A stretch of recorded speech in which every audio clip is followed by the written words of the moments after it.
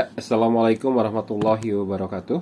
Perkenalkan, nama saya Chandra Octaviana dengan NIM 0531222124 dari Prodi Sains Data. Dalam kesempatan ini saya akan memaparkan mengenai tugas ketiga saya dari tutorial online mata kuliah basis data, di mana soalnya itu adalah melakukan praktikum transaksi dan melakukan praktikum basis data terdistribusi. Untuk sumber datanya kita menggunakan di data dari tugas sebelumnya, yaitu dari tugas 2 mengenai rumah sakit, tabel rumah sakit. Untuk yang pertama akan saya coba jelaskan adalah mengenai tabel rumah sakitnya sendiri yang pernah dibuat di tugas kedua, yaitu sama, kita akan menggunakan XAMPP. Awalnya kita akan mengaktifkan dulu Apache dan SQL-nya, diaktifkan, terus habis itu kita masuk ke localhost pim myadmin. Nah, cuma di sini tuh kita harus bisa memastikan bahwa engine yang digunakan untuk XAMPP ini di data tersebut adalah InnoDB, ya. Karena yang sepengetahuan saya setelah saya searching itu, untuk yang jika engine-nya tidak menggunakan InnoDB, maka SQL itu tidak akan berfungsi atau tidak akan bisa menunjukkan hasil yang sesuai praktikum. Nah, pada kesempatan ini juga kita akan melakukan transaksi. Yang pertama ini kan kita ada praktikum transaksi dan praktikum transaksi data terdistribusi. Nah, untuk yang transaksi ini kita akan belajar ada 4 transaksi, yaitu commit, rollback, checkpoint, dan trigger. Dan untuk yang commit itu adalah pengertiannya adalah sebuah perintah yang menandakan bahwa transaksi telah selesai. Jadi kalau misalkan kita membuat suatu SQL tanpa commit bisa, tapi kalau misalkan dengan tanpa commit, maka itu dianggap perintah itu belum selesai. Nah, tapi kalau misalnya kita sudah commit, pakai yang commit, maka itu dinyatakan transaksinya itu selesai. Dan untuk praktikum kali ini kita akan mencoba menggunakan basis datanya dari rumah sakit, dan kita akan masuk ke rutin dulu, dan di situ kita akan memasukkan SQL perintah seperti yang terdapat dalam praktikum, ya. Ada begin. Untuk definisinya itu begin, terus start transaction, terus insert into patient, terus kita akan menggunakan data pasien yang sebelumnya, terus select, then from patient, dan end. Nah, nanti itu bedanya saya akan juga menggunakan yang commitnya. Jadi sebelum the end itu kita akan ada commit dulu. Dan ini hasilnya, transaksi rutinnya has been made. Terus setelah transaksi itu dibuat, ya, kita akan langsung ke menggunakan call transaksi untuk memanggil data yang sudah kita masukkan tadi. Terus hasilnya seperti ini. Call transaksi 1. Nah, itu yang data pasien tadi itu akan muncul, ya. Jadi yang nama pasien, alamat pasien, dan jenis kelamin. Kalau kita mengetikkan call transaction 1. Terus yang di commit itu sama sebetulnya, nanti hasil akhirnya juga, cuma bedanya dia menandakan transaksi kita sudah selesai. Terus ada lagi yang kedua adalah rollback.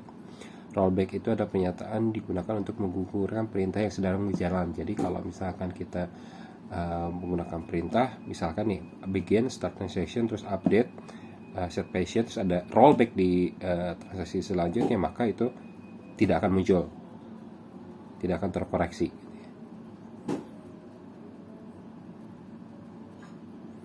Terus yang checkpoint merupakan tempat titik di mana proses terakhir disimpan. Jadi seperti yang telah kita pelajari bahwa di rollback ini adalah untuk membatalkan atau mengambil alihkan sesuatu ke perintah kondisi di mana transaksi yang belum terjadi. Namun kalau misalkan di checkpoint ini adalah ini bisa dikembalikan ke posisi tempat checkpoint terakhir, ya. Nah, ini sama perintahnya juga begin, terus start transaction, insert into yang pasien tadi, terus ada lagi insert itu, misal di rollback bisa, terus habis itu insert into lagi, terus commit dan select dan end ya. Ini ada yang save pointnya ya, ini hasilnya seperti ini. Kita akan call transaksi juga, dia akan memunculkan nama-nama dan jenis kelaminnya.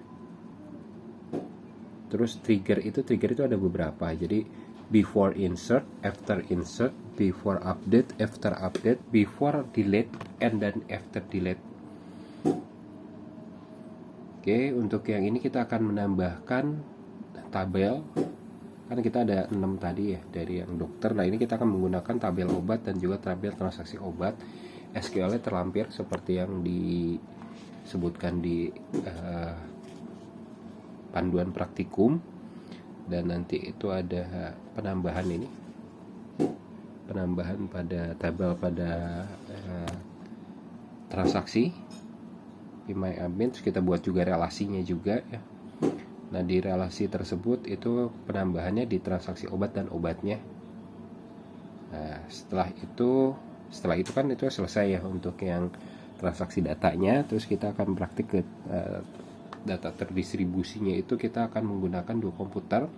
Jadi konfigurasi pada komputer pertama itu XAMPP-nya itu diaktifkan, nanti di yang kedua juga diaktifkan. Kalau misalkan kita input di komputer 1, nah itu beda.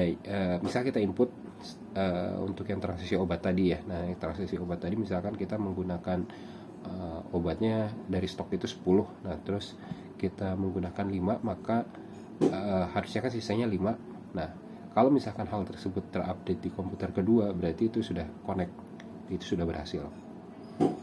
Coba untuk yang praktikumnya ini agak panjang ya, karena untuk yang ini harus kita setting dulu di komputer 1 dan komputer 2, di mana komputer 1 itu nanti ada replication-nya. Terus setelah itu kita akan juga buat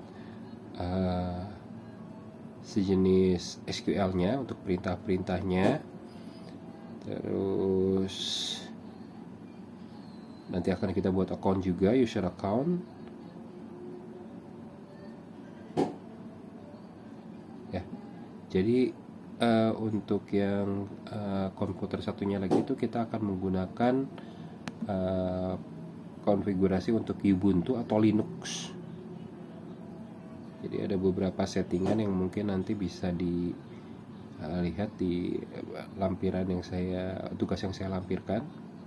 Cuma intinya itu, kalau misalkan memang nanti di komputer 1 transaksi itu berhasil berkurang, maka di komputer 2 juga harusnya itu berkurang. Dan kalau misalkan memang itu terjadi, berarti itu sudah berhasil. Seperti itu. Oke, terima kasih atas kesempatannya. Assalamualaikum warahmatullahi wabarakatuh.